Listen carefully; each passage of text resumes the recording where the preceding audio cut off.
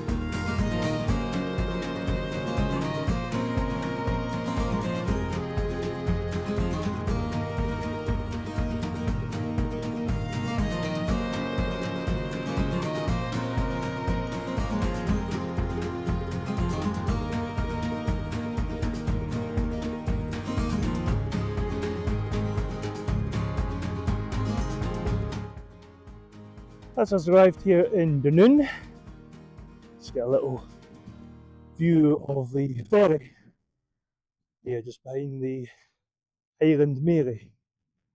And that's the ferry heading on its trip back over to Goole. We'll head down to the Steamers of the Clyde event just down there. That's the historic Dunoon Pier. Let's go down there now, here on What About.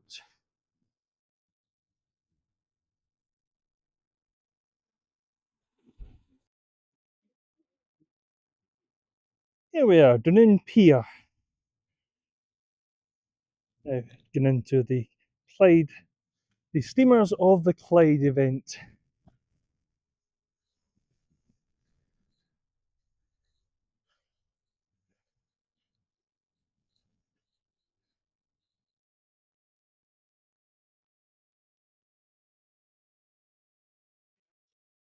There we go, here's the first model here at Clyde Steamers event, the Waverley.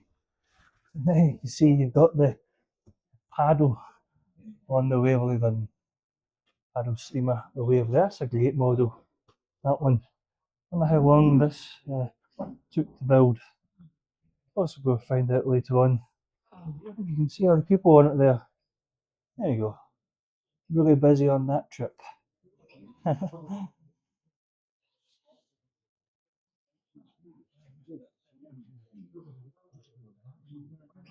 So that's the model of the Waverley, and this one here is the Duchess of Hamilton.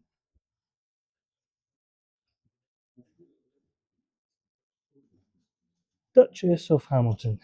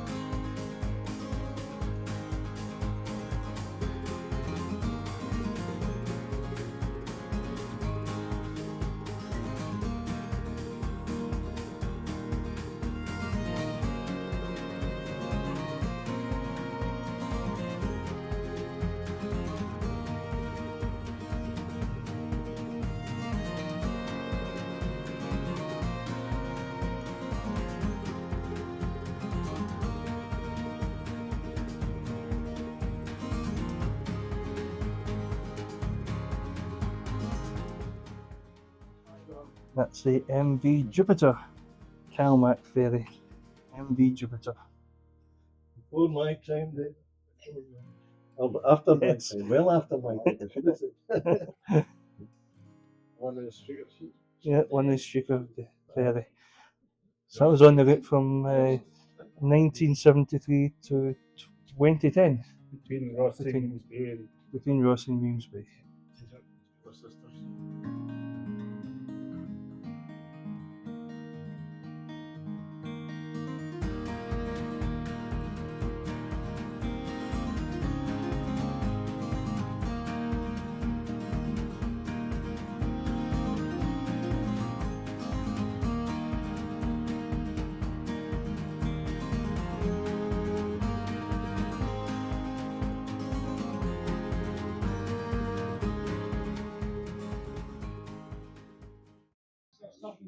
And that's the model of the Loch Fyne steamer.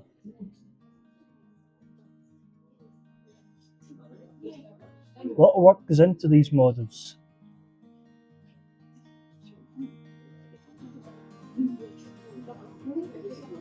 To get absolutely every single detail right, it's been brilliant.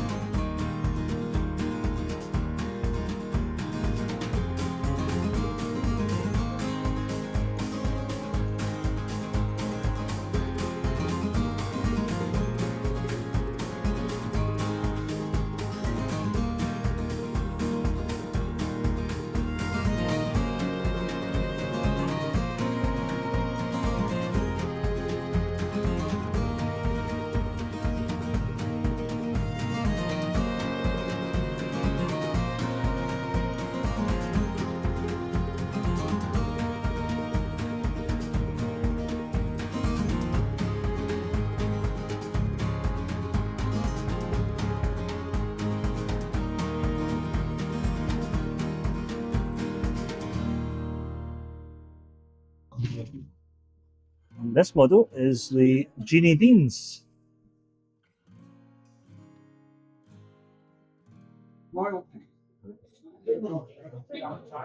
Excellent, great to see this model.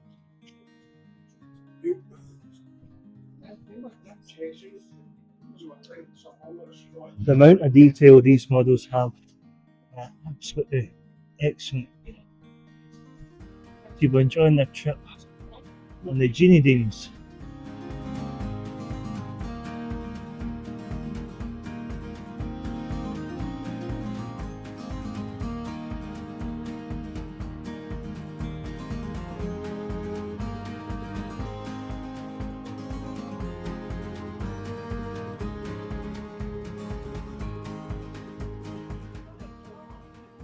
Folks sitting up on the bow here, at the front of the vessel in the Jeannie Deans.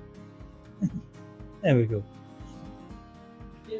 It's the model of the Jeannie Deans steamer. Here at the steamers of the Clyde event at Dunoon Pier.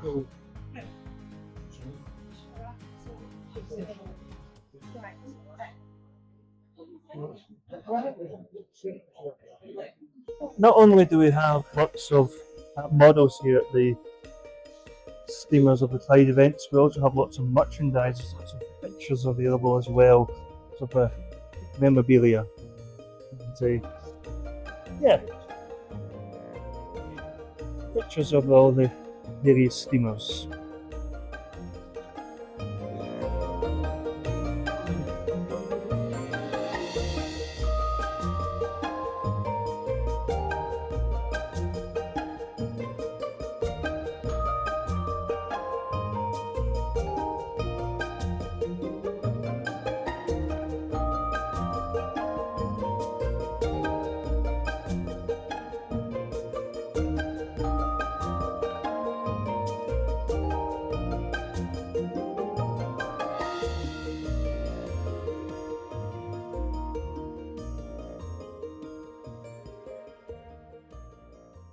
Iain Quinn. Willie, Nice. lovely to see you.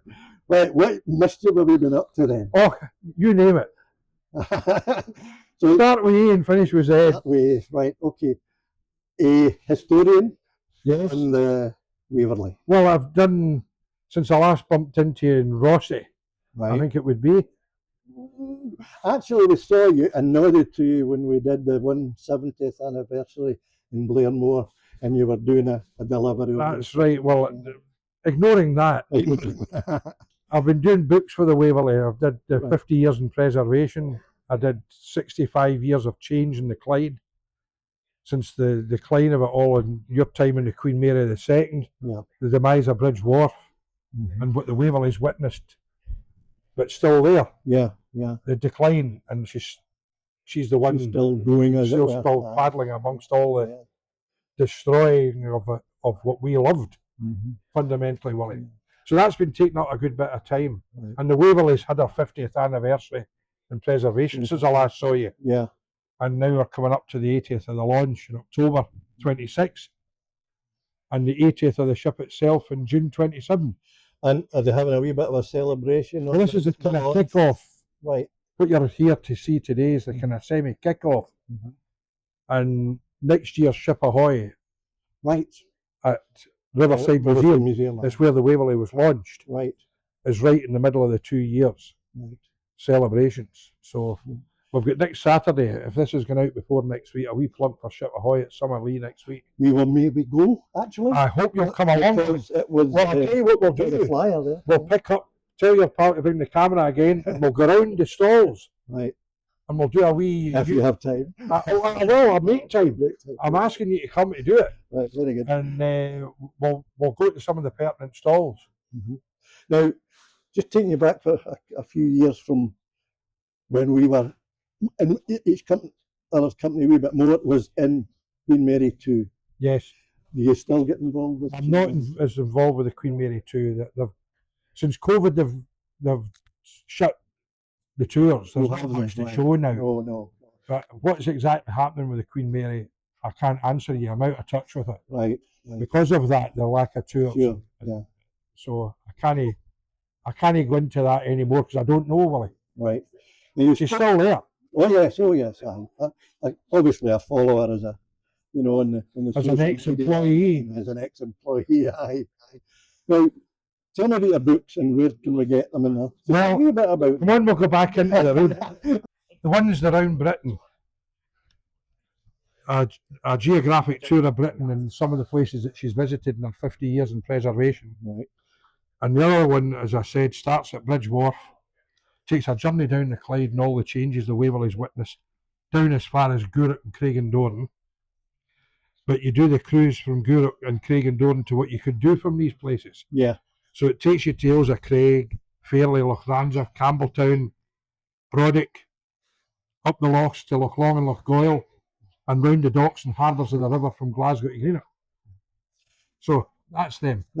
But we need to know where to get them, other than at an exhibition today. Online, Waverley Excursions. Right. Shop. Via the Waverley Excursions. Via the Waverley Excursions. Not Amazon or anything. No. They're available. There you go. Yep. Good shot. They're available online in the Waverley shop. Right. And what's the address for that? Is it website? What's it? www.waverleyexcursions.co.uk. Very good. Excellent. Right. So today you're here for more than one reason. Steamers of the Clyde and attached to the Waverley, the last of the Steamers of the Clyde. Right. And you were and you are presenting some talks yourself. I'm doing a talk about the pier along with the old pier master. All right. That is Willie. I think that's us, Ian. For the time being, anyway. Assistant Purser Willie Stewart. Junior Purser. How long were you on the Mary for?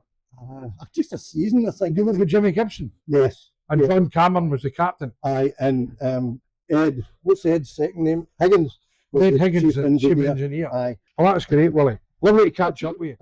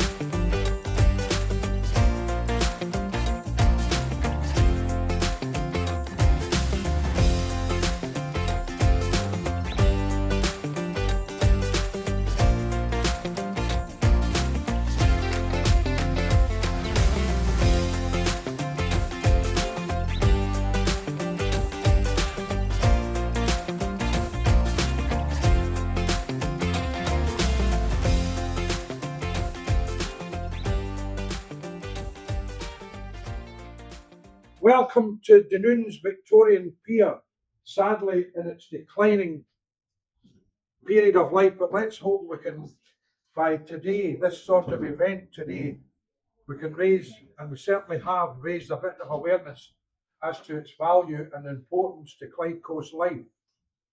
John McNulty on my right here is the creator of these wonderful models that you see in the back, and the one of the Jeannie Deans at the back there. The Duchess of Hamilton, the LNER condition Waverley, and the LNER equivalent condition of the Jeannie Deans. Alistair, next to him on his right, he's representing his late father's wonderful miniature and semi-large models that his father created in his own way. Wonderful models of car ferries of the past, Clyde steamers of the past, and not forgetting that Dunoon's linked to the coal industry, the coal puffers, with the coal ree still along at the East Bay there. The puffers were no strangers to that berth. So please put your hands together for these wonderful men in their frame.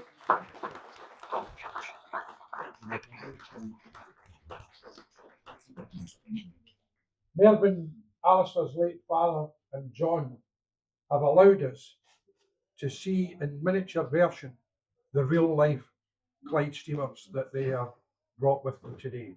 They're not look-alike, they are the real thing in miniature. Wonderful gentlemen, and thank you for taking the time to bring them all. John from Inveraray and Alistair from Tower. So the Clyde steamers came the long route to Dunoon Pier today. If you want to gather in so that you see the pictures, Jen, you're okay. Dunoon Pier in the 1960s and the 1970s was still something to behold. The pier was functional. To the north was the car ferry berth and its marshalling shed. To the south was the tourist part, the Tiru, the Tannoy, the Jimmy Shan Records, the Clyde steamers, coming in with the passengers being entertained, coming and going by the Jimmy Shan Records. And laugh as we might at Jimmy Shan, I wouldn't have minded a leaf out his bank book for the royalties he had, particularly for the Bluebell Polka. Did you know that Jimmy Shan is the only Scottish dance band ever to get into the top 20? Number 11 in 1954 next to Jimmy Young. And I can't remember what Jimmy Young was singing, but Google will tell me later. But Jimmy Shan's Bluebell Polka was number 11, which is not bad for a modest man from Auchtermuchty. In the dying days of the 1950s, scenes like this were coming to a close. Perhaps the bell was ringing in the background that all of this couldn't go on forever. For whom the bell tolls, and the death was on the Clyde steamers. The St. Columba seen here now. It was only the last talk I gave for this, and I'll not show this again after the 3 o'clock talk. I'll look at it on my own and not be able to tell you this. But look at the length of the St. Columba by comparison to the berth at Dunoon. That is not inconsiderable length of Clyde steamer, that. Graham, I think you'll agree. It brings it all into context. A big boat. The longest of all the Clyde boats after the 301.4 Columba that went just before the St. Columba took her place in 1936. This picture came my way many moons ago by the pier master Robert Reid. Now, but Robert was very kind to me as a small boy, still very kind to me as I'm coming up for 60 next Christmas Day. But my affection for the Clyde was such that these people looked out for you. In other words, if they saw something that was of interest, they would call you and say, Ian, I've got something that might be of value to you. And this picture was one such. The Glen Sannets at Dunoon in the early 1970s. Well, I'd say early 70s, it's 1972 to be exact. To the south is what we're looking at outside the window. To the north is what's behind us. The central arm of the passenger walkway had the weather protected shield which went right down the middle of the arm of the pier. The prevailing wind from the southwest, you get protection from the weather when off the pier to your taxi or your family member with a car, or indeed it saved you for 5 minutes getting what it took you for half an hour to walk out the west bay to your house. In the middle, in the street, is Coast Coffee as it was in those days. The Do Hut that we guys in the Clyde remembered. The Steam Inquiry Office. It was no more than a pigeon shed. It was very warm in there in the summer, as you can imagine, being all wood, and bitingly cold in the winter with little or no heating, because you didn't have heating in a wooden environment. Even in those days, it was a health hazard. The marshalling shed's still with us. That's it there in its decline, needing a bit of care and attention. And the Sannox at the link span is discharging vehicles from Gour. Today, how you get to Dunoon, well, I would strongly recommend you take the Waverley. It's the real Doon the Watter legendary way of travel, dating back to Henry Bell and his Comet in 1812 of sorts. Although he looked at the river and decided that the best way to transport people from his hotel in Helensburgh was by steamship, you can see that the concept is very similar. Extend it to Dunoon, Rothesay, Arran. The way to go is Doon the Watter, and that's the slang terminology for sailing all the way from Glasgow. Or, in its day, the Queen Mary in the 1960s was certainly the way to travel from Glasgow, the central part of Glasgow, from Bridge Wharf, where Barclays Bank is, in the city centre. If you're ever travelling by train through Paisley and on into Glasgow, look out for Barclays Bank. That's exactly where the Mary sailed from in its day. Craigandorn was the other place to take the steamer from. About 45 minutes passage from here. It was my place of departure. I was brought up in Partick, west end of Partick and Thornwood, now reside in Jordan Hill, and it would still be the place for me to travel if it was still open. But it's closed for the best part of 50 odd years now, 1972. But in the 1960s and into 1972, it still was a valuable link for communication to the north bank of the river. Anything going east from Glasgow, it was of huge value, likes of Edinburgh and the like. And that determines the fact that Helensburgh must reopen to the Waverley in the future. That's another determined point that I must emphasise, that the plight to get Helensburgh open is a vital ingredient to Clyde life. There is the Waverley at Craigandorn in the late 1960s. The train meeting the steamer was called the Station in the Sea, because the station overhung the berth onto where the steamer sailed from. In other words, you didn't have to hump your suitcase a half mile off the train. The train was very linked to the boat, and you only had a short walk to the gangway, and away you went. The other place of departure was Gourock, still is, although in very, very much a shadow of its old self. Gourock is still, for those of us that remember the Clyde, and that's most of us in this room, we still cherish the rumbles of the paddles going alongside Gourock Pier as much as we had our favourites in Craigandorn and elsewhere. When it became Gourock, we had to live with it, and that's still the case today. In the picture, we've got the Duchess, the other Duchess, Montrose, the Loch Fyne, the Waverley in the background here, and the Jeannie Deans. Car ferries. Well, I'll cover them. You'll remember some of them, if not all of them. The first in the 50s was the Iain Quinn Cowal, hoist loaders that came to the traditional piers like Dunoon in the days before the link span. The link span that went up and down regardless of the tide to meet the ship. In those days, the Iain Quinn and Cowal's hoist moved up and down to suit the pier at the low tide mark or the high tide mark. And if it was low tide, God almighty, Graham, you'll remember, it took forever. The Arran, the Butte, the Cowal, the Butte, sorry, and the Arran with the Queen Mary at Dunoon were the three that were built for the counties: Arran, Bute and Cowal. Then in 1972 came the Glen Sarks. A bit too heavy, a bit too cumbersome, a bit too bold in our power to make anything of a short hop from Gourock to Dunoon. By the time she left Gourock and got up to full speed, it was time to slow down again. And it knocked for six her machinery. But God, did she have passenger comfort like we never had in the Dunoon run. God, she brought us into the state of the art. The cafeterias, of course, in the boats were as good as they were in the golden era. Pies, sausage rolls, and scones, all made at Dunoon Pier in the bakery. We forget all that. We forget all that. And that all had to be delivered to the ships in the morning. The ones at Gourock were lucky. The Caledonian Steam Packet had dark blue, royal blue vans with Caledonian Steam Packet embellished on them with the house flag. And they travelled the length and breadth of the Clyde with all these. Who ate all the pies? That's why we're the size we are. Then came the Juno, the Jupiter, and in the late 70s, the Saturn.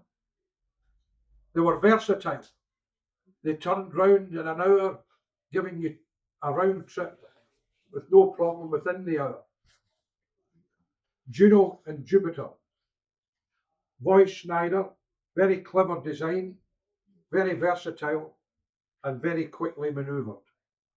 Well, one thing that was really quite upsetting for people was when Rothsay Ferry appeared at Dunoon. It really got quite confusing for some folks. Am I on the right ship here? And when the Rothsay Ferry was met with the Gourock Dunoon ferry at the back, total confusion came in. The Waverley will appear throughout the talk because she's still here. And the moving Waverley in our minds go from the railway era to preservation. To say the Waverley was in her dying days is wrong because it hadn't been decided in the late 60s what was happening with that type of ship finally. But certainly by 1970, 71, the writing was on the wall. In other words, from one decade into the next, it was coming to a conclusion as to what was going to happen. It was inevitable the Waverley was going to be finished. This photograph brings a lot back.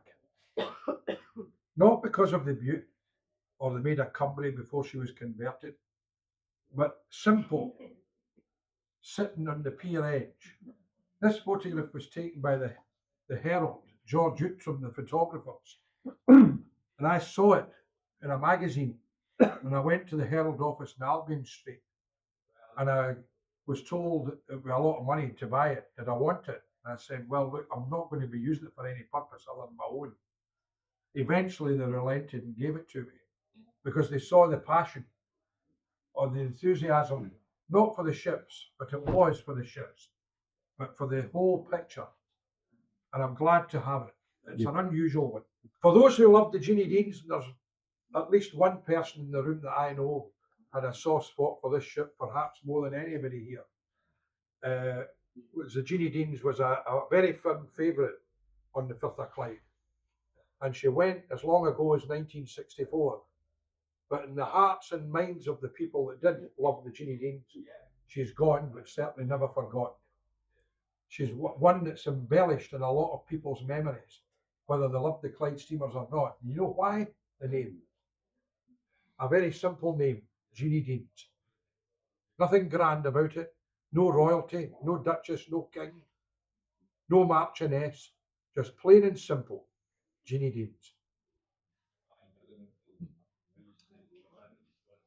Looking at it beyond Dunoon, that's what was important as well, where you could go, was Wemyss Bay. And I love the picture so much, not because of the Jeannie, but because of the pier master, Alec Boyd, and his sidekick, whom I can't remember the name of now. But there they are, braving the winter, as you would have thought, the winter gale. That's in June, that picture was taken. Paul Semple, the general manager of the Waverley Company today, younger than me and more fireworks than I've got. And you might find that hard to imagine, but with Paul, he's got more of a problem in his shoulders carrying 693 tons around with him. I'm only enthusiastic and pick up the ranks at the back and wax eloquently about the job in hand. Paul's got the job in hand of bringing the Waverley with his team to life every year. And I think we all owe Paul and his management team a huge debt of gratitude for what they have to endure in the 21st century age of the last seagoing paddle steamer in the world. He's to be credited for this picture. His chum, who was friendly with me, had crossed, and I knew the picture existed. And Paul just smiled one day when I was in the office. He says, "You enthuse about this picture." He says, "It's not enough of the Waverley for me." But he gave it to me because of the scene outside that window there. That picture's taken right outside that door. In the middle berth of Dunoon Pier as the Jeannie Deans comes up to berth at it as the Waverley gets ready to go to Rothsay. Thank you, Paul, for allowing a picture you don't like to come into my hands to enthuse about it. The Queen Mary, Willie worked in the Queen Mary, junior purser, under Jimmy Gibson, who was a legendary purser for not most of her life, but for a fair chunk of it, right up to her death in 1977. To say that Jimmy was a legend in his own time is probably an understatement, Willie. And the Queen Mary, is Willie will support this, and Graham. The Queen Mary's passenger trade from Glasgow was not inconsiderable. I can remember in the dying days of Bridge Wharf, it was still quite heavy. You know Motel 1 in Oswald Street? Does anybody know Motel 1 in Oswald Street? The Hillman's Umbrella. I've met you there a few times, Lynn. The queue for the Queen Mary, I remember on one occasion stopped there. That's from Barclays Bank over the King George V Bridge and right up halfway up Oswald Street to Hope Street. And the purser was going up the queue saying, "I'm sorry folks, you'll have to go for the train from Central and pick up a boat elsewhere. We're full." That was the Queen Mary's bread and butter business. Another part of her bread and butter was the charters from Glasgow. Big business was the charter work. Collins, the book publishers. Weir's a Cathcart. Holmes McDougall. Do you remember Holmes McDougall? Those bloody awful mathematics books we get thrust in front of us at school. They were all published in India Street in Glasgow. They chartered the Mary. And a lot of senior citizens, women's guilds, Renfrewshire and district social clubs, Rotary clubs, all chartered the Mary for the month of May. Graham is representing with Trish Dunoon Pier and its plight for survival. There's a rather unusual Mary at Dunoon. Not unusual in itself, but because of the lack of water at the pier. And her Cowal fund, which she suited. Cowal Games Day, 1976. The Mary coming in. Not so busy there, you'll say, but round about the middle of the day, the numbers started to drop off. But the Mary was drafted in almost all the Cowal games in the late 60s and early 70s because of her big passenger number, 1,820. The classic postcard scene that Highland Mary would never turn her head away from. The Rock Cafe's still there, but what sticks out into the jetty, I don't think even Highland Mary enjoys that view anymore. There's something not quite right about it. Then our favourite vessel. I was always mindful of the fact that the Clyde would eventually become just the Waverley. That becomes more obvious the older I get and the younger people sailing the Waverley become.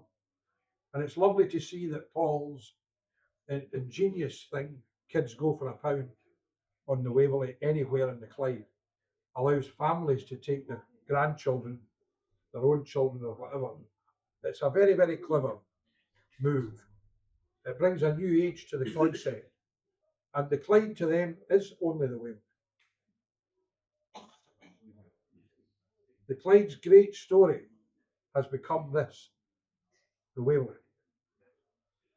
In her day, she was on the Arica run, or Goylehead and Arica, Tuesday, Thursday, and on a Saturday, the Maid of Argyll would take her place.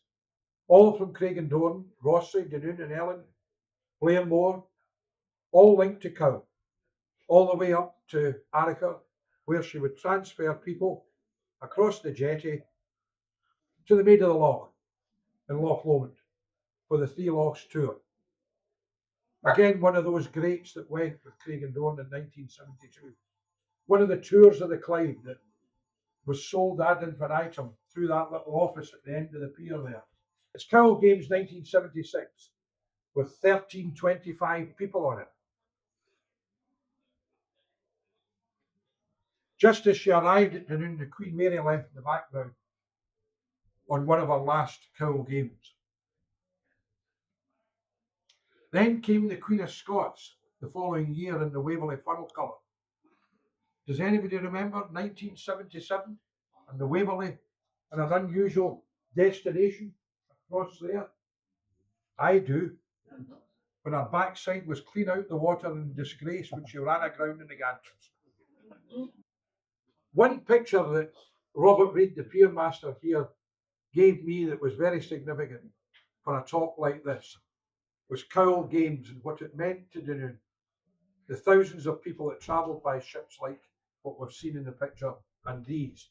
Carferry Iona, the small Countess of Breadalbyn, Maid of Skermally, and the thousands of people waiting to see the march past at night. They would take their stands for hours before to get the best view of all the bands coming back from the championships that were held at the park. And it was in the Dunoon and Cowal Tourist Guide in 1973. Dunoon Pier Cowal Highland Gathering is still up there, and look at it now. That very same sign is down to NDG of Cowal Highland Gathering. That's how bad it's got, folks. That's how sad it's got that we've still got the Waverley and they can't keep the woodwork preserved. Let's hope they do something about it, because today's been quite rewarding. If Terry Sylvester and John Bernard Falk had the wise words of all those years ago, let mine be, I want the Waverley to return to this pier again. Whether I get what I want is not for me to decide. But do you agree with me? Yes. There is no vision better than a paddle steamer outside that window on the berth. If you have contributed to the recent appeal that Paul put out before Christmas to renew the masts in the windows of the Waverley, be very taken with the fact it's now been achieved. That's her arriving at Greenock with no masts, and that's her just the other day with them. 2 full trees from the Isle of Yew in the northwest of Scotland were found by the Scottish Forestry Commission, the same age as the Waverley, and were transshipped by small ferry and Pickford's lorry down to Greenock and were fitted to the ship on Tuesday morning. Doesn't she look her old self again? Looked a bit odd with no masts. All these windows, 9 here and 9 on the other side, were all handcrafted in Worthing and all transported from Worthing, where they were made in their original form from 1995. The same man came out of retirement. He couldn't work to do the job, but he oversaw the job being done by today's people. You're not doing that quite right. Make sure you do that properly. Get that central line in there. And every one of these windows is a different size. There's not one window the same size. 18 windows, all different. So it's all been done. £135,000 worth, well spent. So, in memory of Dunoon and its pier, I hope I've linked you to the glory days of the golden age, the last of it all. And it was a golden age, because this pier was looked after by a great number of people in the Dunoon borough, long dead now, and be turning in their grave at the way it's gone. Strathclyde was one thing, Argyll Butte Council's another, and I'm not here to condemn anything of it. But Dunoon borough looked after this pier like nobody else. They knew the value of it, they knew the contribution it was going to make, and they knew the people that worked it. They did know. The pier master's house in those days was where? Does anybody remember? It was the big house at the top of Ferry Brae, on your right hand side as you walk in, opposite the grammar school. That was where Joe Beattie left his house every morning and went back to every night. He was a pipe smoker like my father, and never allowed smoking in Dunoon Pier. He tapped his pipe out as he arrived on the gates, and he lit his pipe as he left on the way out, on his way home at night. The Waverley, long may she continue.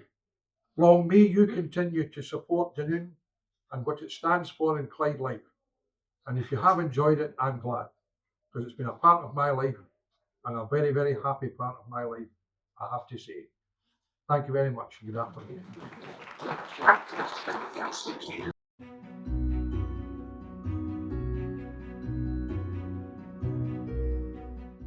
So thank you to Willie, who's my editor, my editor, for talking to Waverley historian Iain Quinn.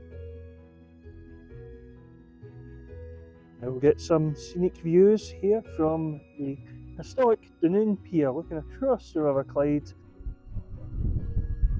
You can see over to the Roseneath Peninsula.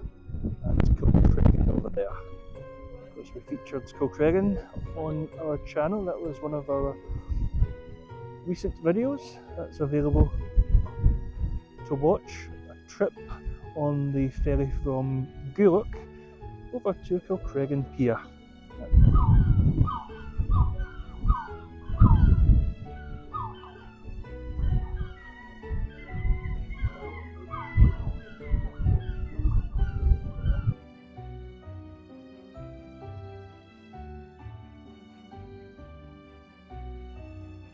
That's the Cowal Alleycat vessel just arriving here at Dunoon Pier.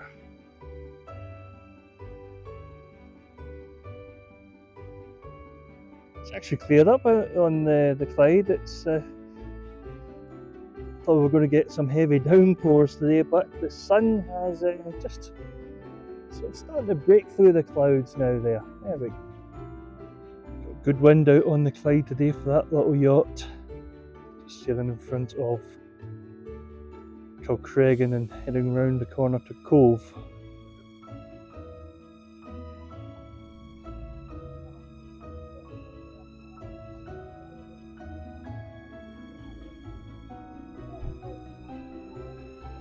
There's another yacht out on the Clyde.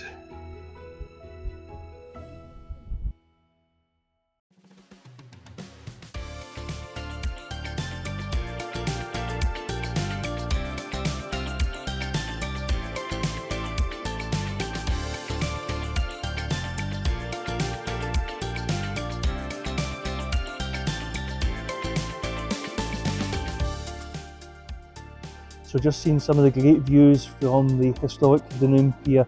Now we'll take a little look at some of the scenic locations here in the centre of Dunoon.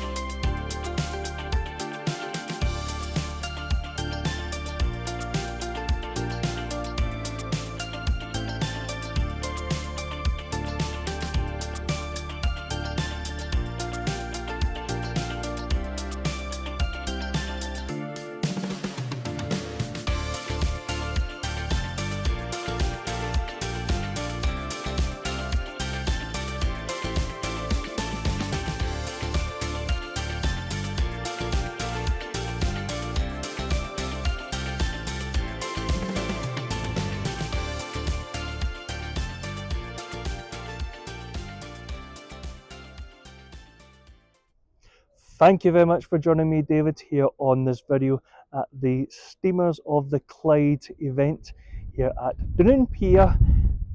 Great to see all the model boats and all the talks as well here at the event. And a very special thanks to Waverley historian Iain Quinn. So as I say, thank you for joining me, David, here on this video here at Dunoon Pier.